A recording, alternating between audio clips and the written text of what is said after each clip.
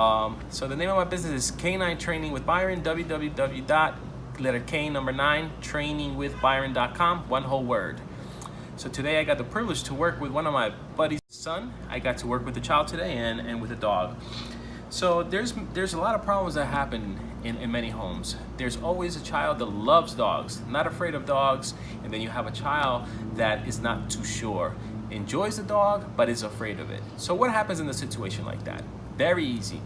We have to teach the child that is nervous with the dog. What we have to do is we have to introduce the child properly with a friendly dog that has obedience, that understands leave it, that understands sit, that understands down, that understands place.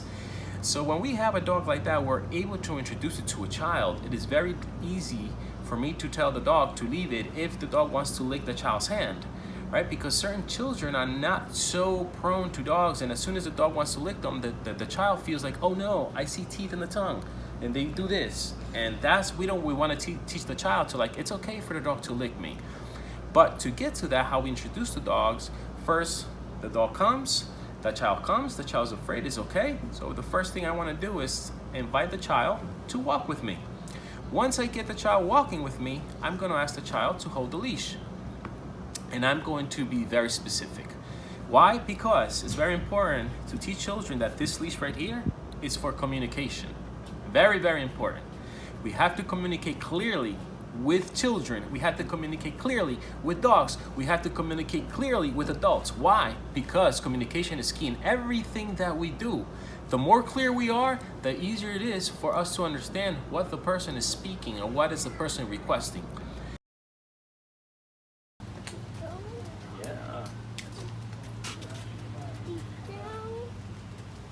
Okay, so basically, whenever we want to start teaching children how to interact with dogs, we always pick the dog that's very submissive, very friendly with children and humans in general.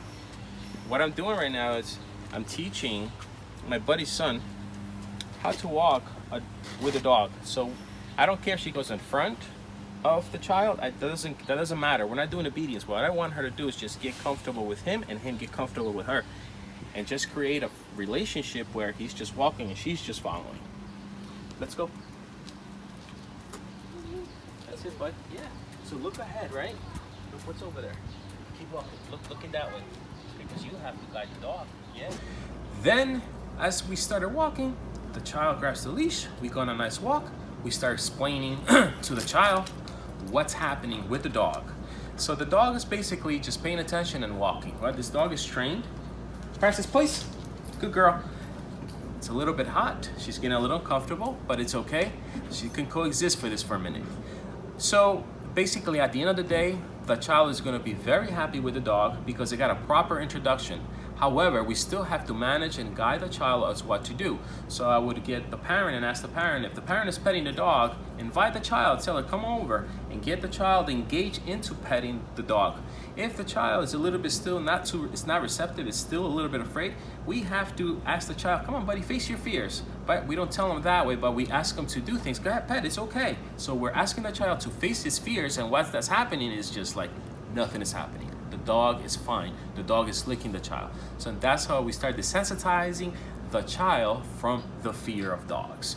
Okay, so it's a quick tip. I know it's a little bit long, but hey, this is what we do, and we must do things properly if you want to be successful. Have a great day.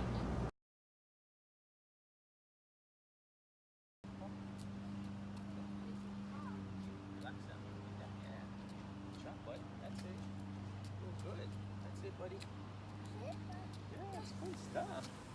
Yeah. Sit. Ask her to sit. Sit. Dog whisper. Good job, bud.